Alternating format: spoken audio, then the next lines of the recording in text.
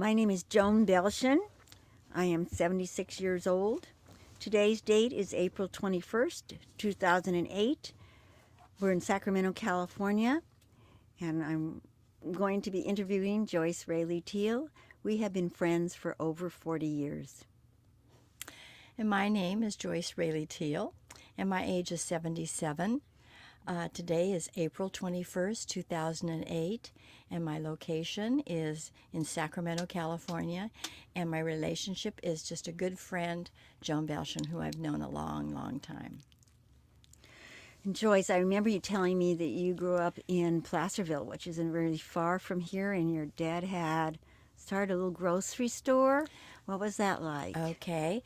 I'm going to clarify one thing. I was actually born in Livermore, California, but we moved up to Placerville, California in 1935 to open up his very own first store.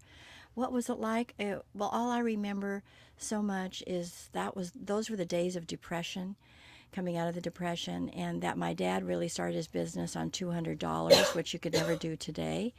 And times were tough, and I remember my mother working very hard, making potato salad cooking over a wood stove. But I'm sure everyone worked hard in those days. We didn't have all the conveniences. So I used to play over the back room, which was over a creek bed on Main Street in Placerville, California. And to this day, I still have very fond. That's my first recollection of how old I was. I think I was 5 years old at that time. But you had no brothers and sisters, did you? You were an only child. I was an only child. What was that like? Being an only child, I didn't think much of it then. But as I grew older, 5 to 10 or 12, I remember I got lonely sometimes. But, it kind of made me who I am now because I did a lot of playing by myself. It taught me to be a very creative person. And to this day, I still enjoy being by myself a lot. I mean, I'm very gregarious and outgoing. And I have quite a few friends. But I don't need them to be happy, Yeah, I remember you telling me that you spent a lot of time with your mom because your dad worked so hard. Could you imagine from that little store what you have today? Oh, no, Joan, I'm glad you mentioned that. I'm going to cry. No, I never, my parents worked very hard. And I did, even though my mother worked along with my dad doing some buying trips, we did a lot of things together, alone without my father. And no, I never dreamed in all my ever dreams from a little girl on that I would ever end up being the owner and co-chairman of a very fine supermarket chain that has 129 stores now in Northern California and Northern Nevada, and we have 17,000 employees. 17,000 employees, Yes. Whoa. 17 wonderful employees, I might add. Yeah, and I remember not too long ago, or maybe it was a long time ago, when you were asked to work in the business after you were in Sacramento. Mm-hmm. And you started a newsletter, an internal newsletter. Okay, can I back up a little bit? Yes. Yeah, I really wasn't asked. I pushed. Okay. I kind of pushed myself into the business. I'd gone through kind of a hard time in my life, my own personal little difficulty time, and so when I saw my dad aging, I have to paint the picture here. I saw my dad aging. I knew I wanted to learn the business because I was the sole heir, and so I kind of pushed my way into the business and started my own little niche of what I thought our company needed to do and to be in the community. And so I started doing a lot of community activities, and one of those is right sitting here now as one of the big sponsors of StoryCorps. So anyway, my first real project was to start a company newsletter, which really would bind the 47 stores which we had then when I joined. You hired one of my clients to do that. That's true, Betty Hansen. So we started our first company magazine, and now that's even changed. In this present day, we really don't have a company. It's all on the internet because they access it in the stores. Oh, I through the didn't know internet. that. Yeah. We have our own Raley's website. So things evolve, but in those days, getting out to places in Northern California and Northern Nevada was very difficult. So it did bring us together.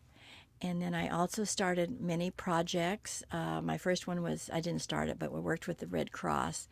And then I worked on a project that was really changed Raley's and brought it out into the mainstream of really a great corporate citizen. I like to think of our company as being a good corporate citizen. Was Food for Families, which is still working. We started in 1986, and we've raised over $5 million for charity for the hungry, and it accesses every community where we have our stores, and we work with nonprofit organizations. And I can elaborate if you want me to elaborate more on how it works. Well, I think we have other things to talk about, but I think what's important about that is that all the money that people give stay in that community. That's true. But you made Raley's an integral part of a community, and I've always been impressed with that. But before that, you raised a family. That's true. Oh my family. Well, I met my to-be husband in the chemistry class at McClatchy High School when I was 16. He was 17. And so we fell in love and dated for 3 years, and then we got married.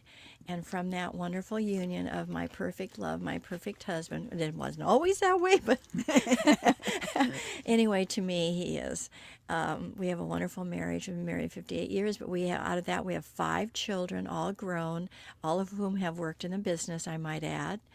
One was president and CEO, and my daughters are very involved at this time. But we have 5 grown children and 25 grandchildren and 8.5 great-grandchildren. 8.5. Yeah.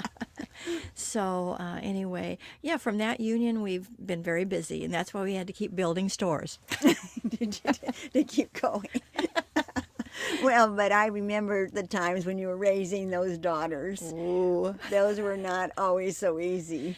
You're right, Joan. And Joan used to hear all these little stories about us, all the traumas I used to go through. Couldn't find my clothes, get ready to go out, a belt was missing, a blouse was missing, an earring, or whatever it was missing.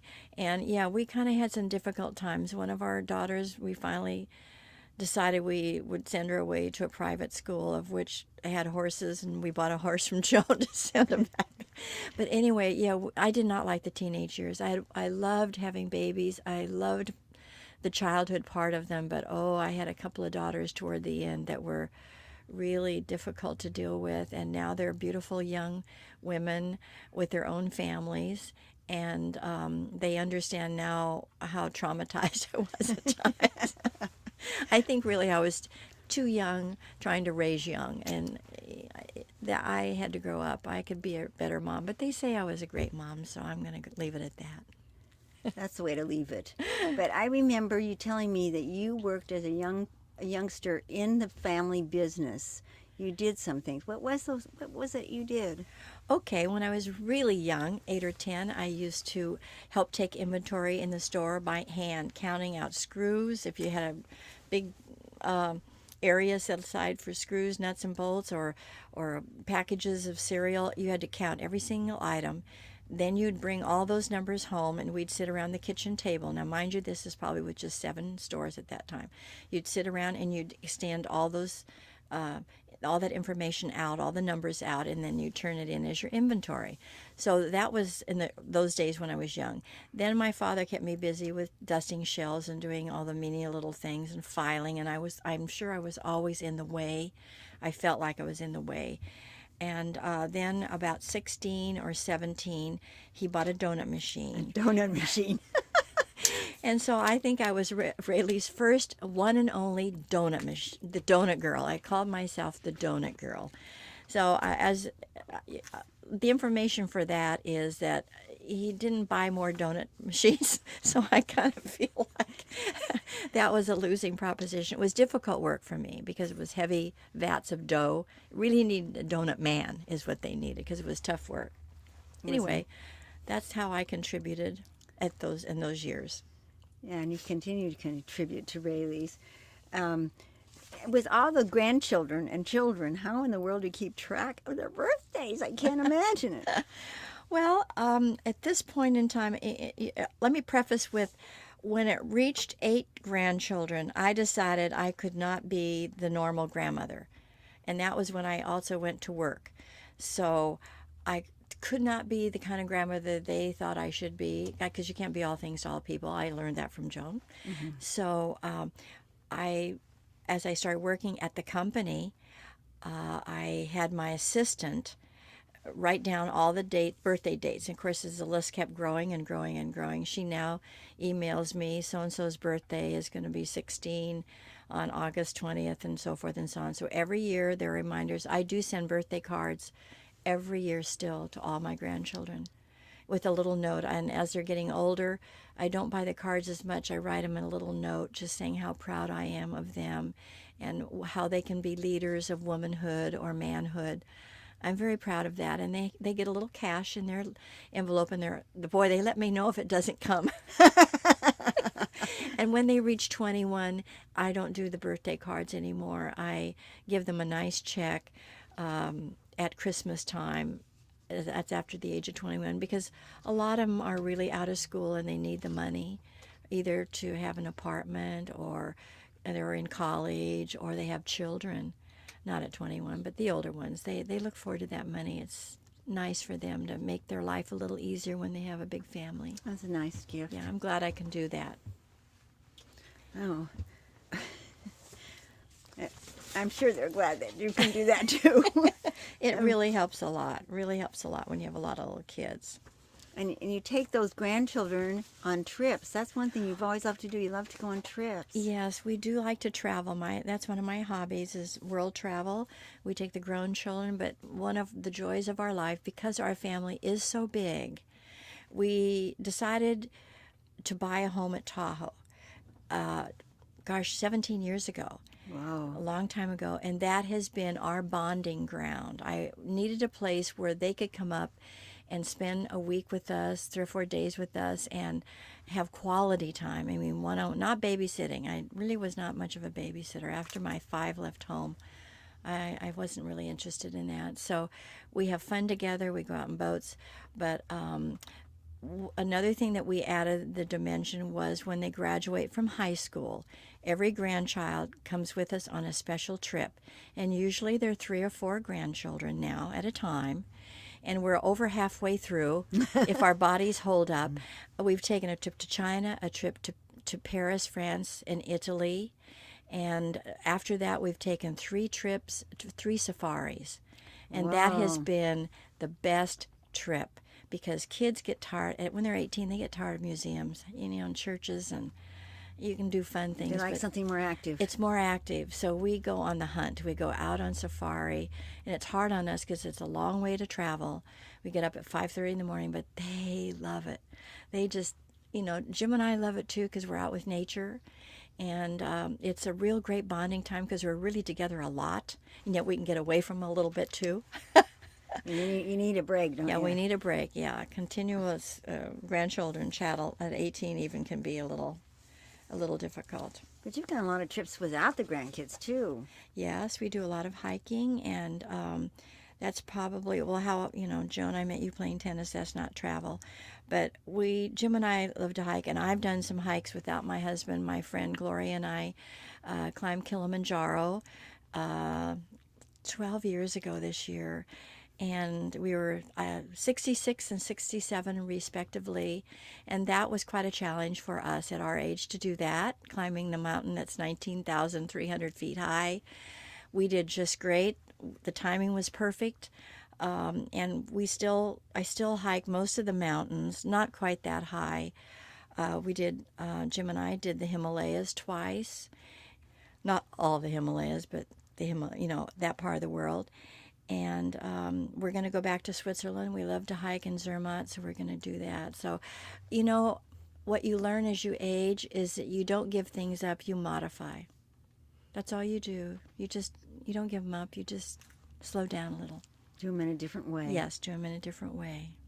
Yeah. So we enjoy travel, and we took our grown children, on a round-the-world trip by jet, which was probably the most exciting trip we've ever been on, because we went to places I never thought I'd see, like New Guinea, I Papua remember New when Guinea. you did that, yeah. Oh, and Machu Picchu in Peru, Easter Island, which was, I think, New Guinea and Easter Island were probably the most fascinating to me. Very remote, very unusual, and I can't, to this day, can't believe I saw them with my own eyes. Yeah, you've always appreciated beauty. You always have enjoyed beauty. I remember even when you didn't have a lot, you always loved beauty, and we would buy special things once in a while. Oh, And weren't you an artist at some time? Didn't you paint? oh, that's right. One of my little hobbies was painting and taking art lessons and taking what they had then. In fact, I was only 31 at that time, and I sent away for the Metropolitan Art Museum book of, it wasn't painting, it was just art, the study of art, and it came in about 10 little volumes. And in fact, Claudia has the volumes now. But I learned a lot from that, and I have a great love of art. And I did start painting myself, and I loved palette knife part, really thick, where you just slap on the paint. Yeah. And I did quite a few. In fact, you asked me today whether I still had that big painting that I copied, Woman in White by Picasso. Yeah, it was in your living room. It was in my living room, and I didn't realize what a great job I did. You did do a great job. Even if you say so I yourself. wish it were back again. That was really foolish for me to get rid of, because that was quite a nice painting. But anyway, I've had some interesting, beside painting, I've had some interesting hobbies, and that was one of them. As my kids were little, I did art because I was homebound, and I'd work till 1 o'clock in the morning doing painting. Is that right? Yeah, but that was my fault. That was not a good thing, because I wanted to finish it now. Everything had to be done now instead of taking it easy. Are you telling me you lack patience? Yes, I think so. And I love gardening. That was another thing I did when my kids were little, but I'm not interested in that now. I'm a benefactor of the arts now. I also took piano lessons and dancing lessons, and now I help in the community through the generosity of a lot of customers that traded with us that have enabled me to give back to the community in the arts and music. And Jim and I are very much involved in providing wonderful symphonic music for the people in Sacramento, and opera. And we're very involved with the Crocker Art Museum. We have given a great deal of money to make sure the expansion of the Crocker Art Museum happens, because it's going to be a very special thing for the city of Sacramento and the region. So never did I dream I would be able to do this, and I really, another special thing, can I talk about it? Yes, of course. I gave some money recently for the E. Claire Raley Studios for the Performing Arts. Wow. I wanted to honor my mother in some way, and she is the one that took me to all the concerts. Now, mind you, they didn't have a lot of money, Joan. It all went in the business. But she would take me to hear Artur Rubinstein when he came through the city, the Ballet Russe de Monte Carlo, the, what was the other famous ballet? But she was the one, she'd take me down to see these things, and I wanted to do something so much that would honor her. And so they approached me with the idea, there's a building going up that's going to have places for the ballet dancers to practice, for the symphony to practice. It's 3 stories, it's on H Street, and it's a dream now. I probably hadn't told you that. No, you never told me that. You haven't told me that. Well, that's my other project, and I'm very, very proud. It means a lot to me, Joan. I was looking for something to honor her, because my dad's name's in a lot of places in Sacramento. Not that I don't honor him, but she played an integral part in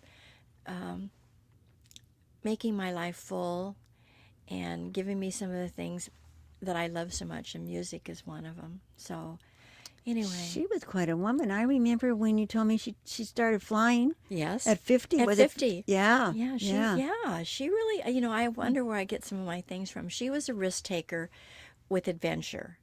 And a lot of that rubbed off on me because I did hiking.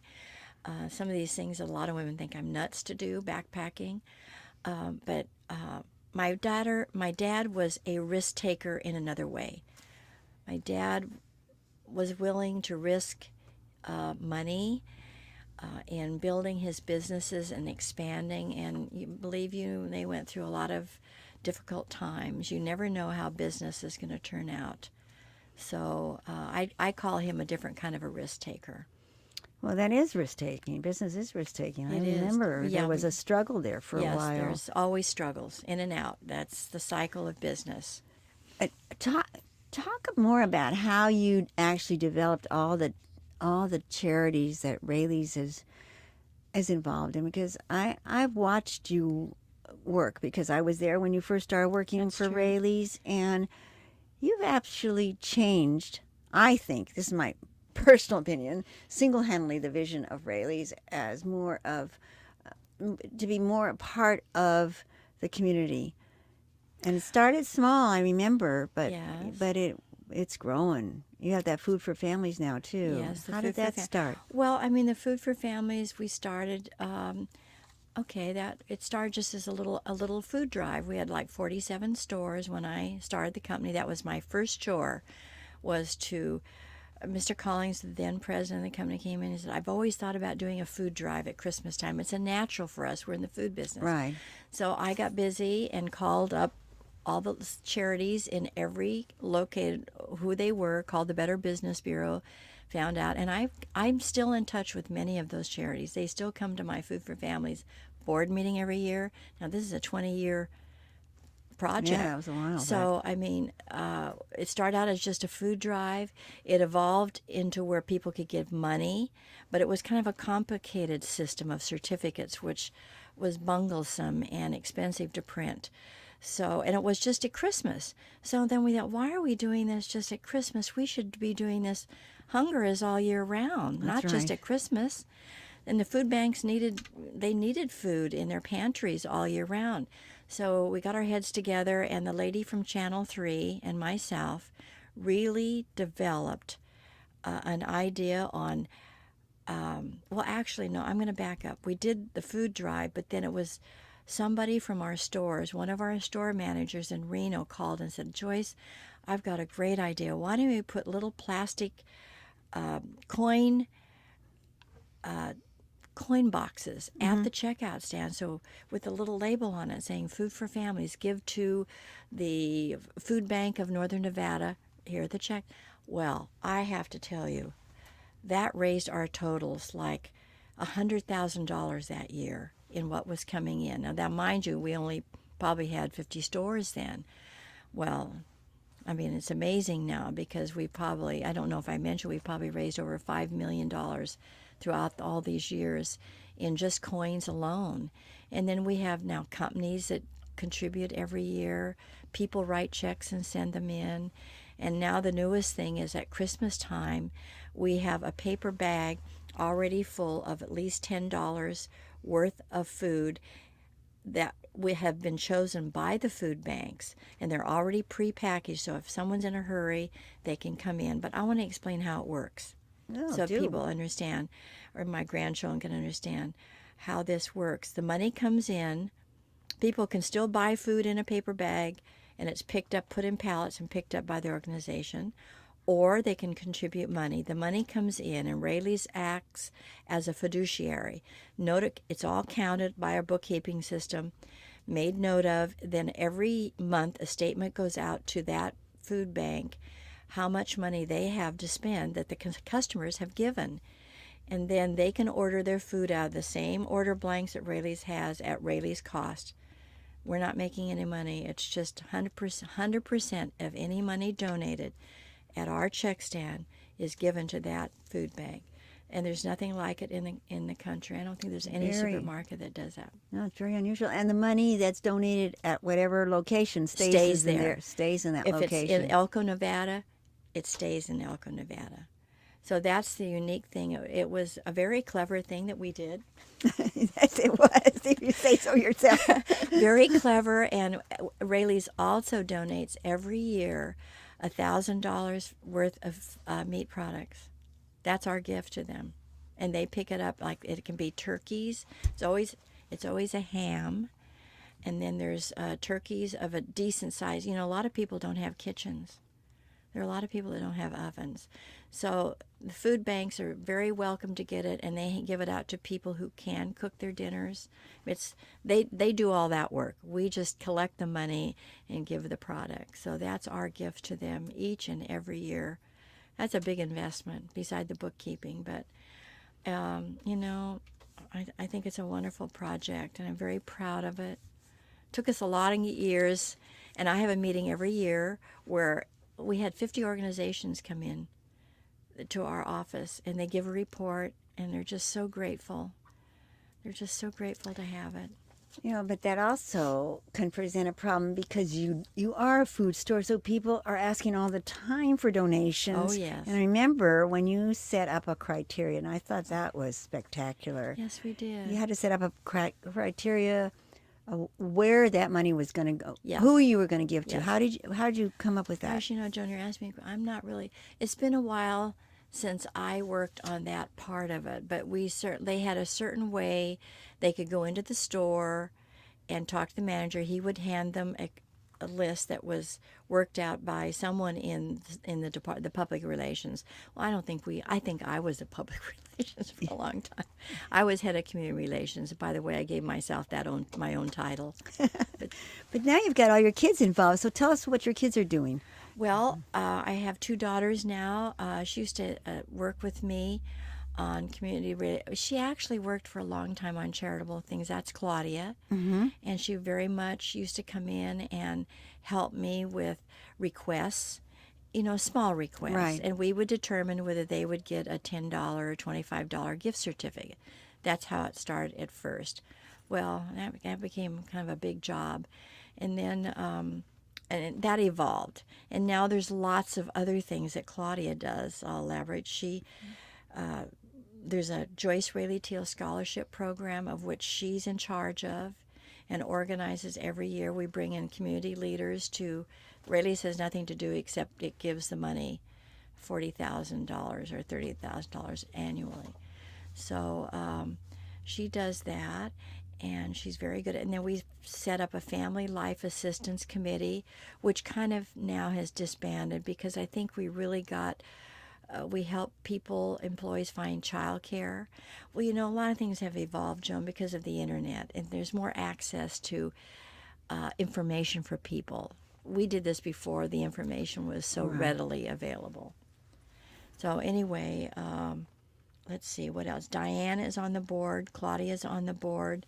Michael set up Michael was president of the company and CEO, and he had worked here and then left to go up to Seattle for a while, came back, and he is now on his own. He quit the company like 6 years. I hate to think it's been 5 years ago, I think, and he's setting to do another experiment in the grocery type of business, of which I'm not.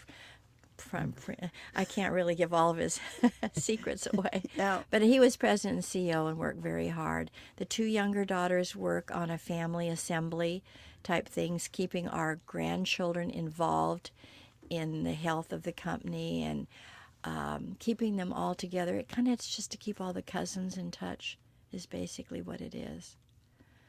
How do they do that? They have their own little projects, and at Christmas time, they all went out together and worked at the Salvation Army, helping them hand out food, and then they have parties at their homes. They had a cooking party recently, where they had different restaurants come in and show them how to fix different kinds of food. So they're keeping together in their own, trying to keep their family unity together. There's a lot of cousins, I know, and they all know each other. Yeah. That's right. wonderful. That's hard to do. I remember when you used to travel from store to store. Oh, yes. Yes, I did that I look back and I think how I did that. for a long time, I would travel all the stores.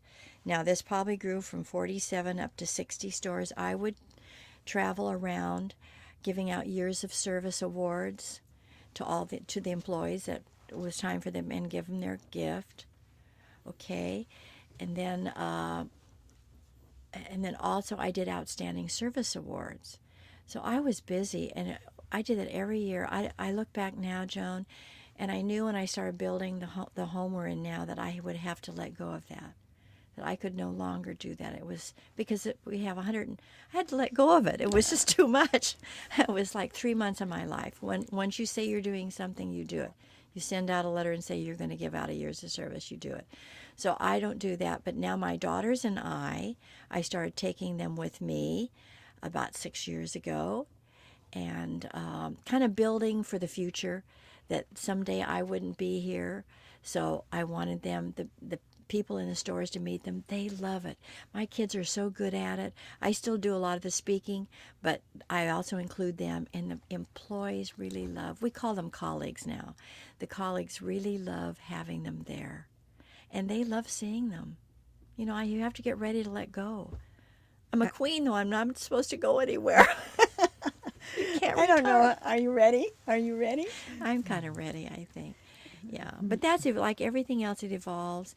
And for years up until this year, the last 4 months, this is month number 4, I signed all the birthday cards personally after my father died. He died in 91. I have been signing 14,000 cards every year. I write Joyce. It's printed Joyce Raley Teel on the birthday card, but I sign Joyce.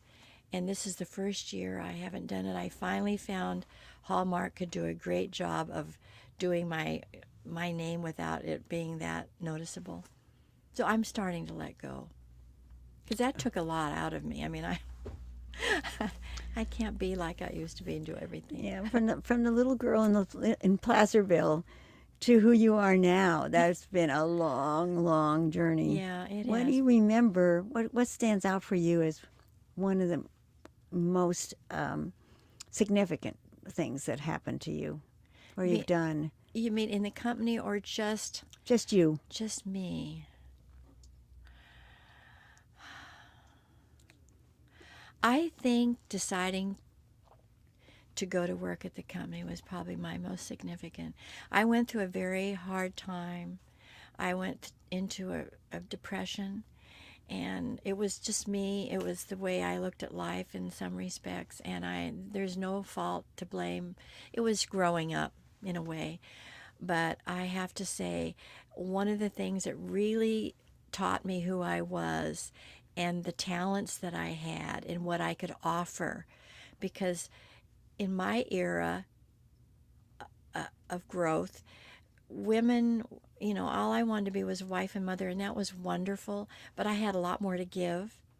And so I decided to push my way into the business, because in my dad's era, it was a very male-orientated business, and it's a tough business. It's very competitive and tough.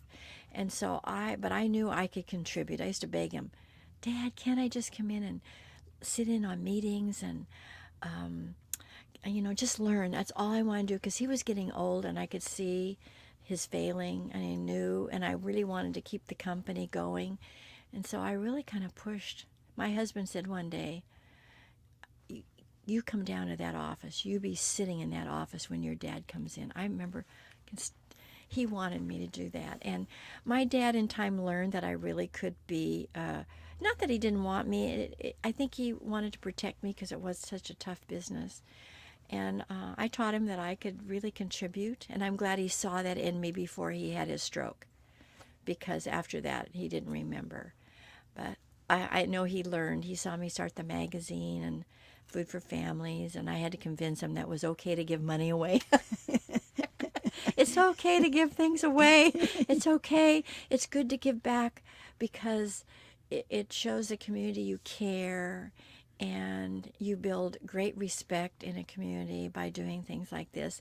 And we did have it. I don't think he ever thought he had it to give, really, truly. And it wasn't that he thought of money as money. to him, business was a game. That's why he enjoyed it. It was never how much money he could make. It was the game, the challenge. Truly, I know my father. He was a very simple man. Very simple man. Do you And think? I wanted to say one thing. Let me go back to Joan, being how you're here being interviewed by me. I'm probably going to cry. You and Lee were so good to me. Really good to me through my tough time. Well, don't we choose the best people to support? But it's true.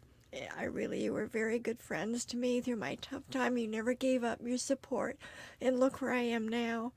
I am really a leader in the community. And I have a wonderful family and a wonderful husband and great company with wonderful, wonderful colleagues that have made us be what we are. And I really think of our company as being a true leader. And I didn't think I'd do this, but I wanted to tell you that in my heart and soul, that you and Lee really made a difference in my life. Thank you. Thank you. You're welcome. That's always nice to know. You don't always hear things like that. No, I know it's really true, Joan. And I gave a lot of thought who I would ask to interview me today. And I really think I knew what I was doing when I chose you, because you saw me develop from a little tennis player, fun-loving person. And I still like being thought of as fun-loving, positive, sunshine person. My husband looks at me like that. And you really saw that, and I just want to thank you permanently. You'll have this in your, I'll make sure you get one of these so that you can hear this. And you really helped develop me into who I am and to see the talent. That's an awful lot of credit you're giving me, but thank you. No, but it's true. It's true. You were very close to me in those days, and you really paved the way for me to see I had a lot of things to give. Not money, but time. And creativity. Oh, you've always shown a lot of creativity. Always. So. And look at it shown in your homes that you built and your way you dress. Yeah, Anyway. You've always loved beauty. Okay. Yeah. Yeah. Oh, That must be why you chose me. Well, I like beauty. Nobody has to be around my beauty in my home. My home is for me. And I don't share it with too many, but the people that are special to me. So I'm glad to be part of the StoryCorps today. I'm glad that my company could be a major sponsor of this, and to have a lot of people share their feelings with good friends or family. And I gave this a lot of thought about who I'd ask. Okay. And I decided, my kids, no, I wanted a friend. And Joan, you were the one. Thank you. I'm so appreciative. I feel very flattered and very honored. Thank you, Joyce. Okay, you're welcome, honey.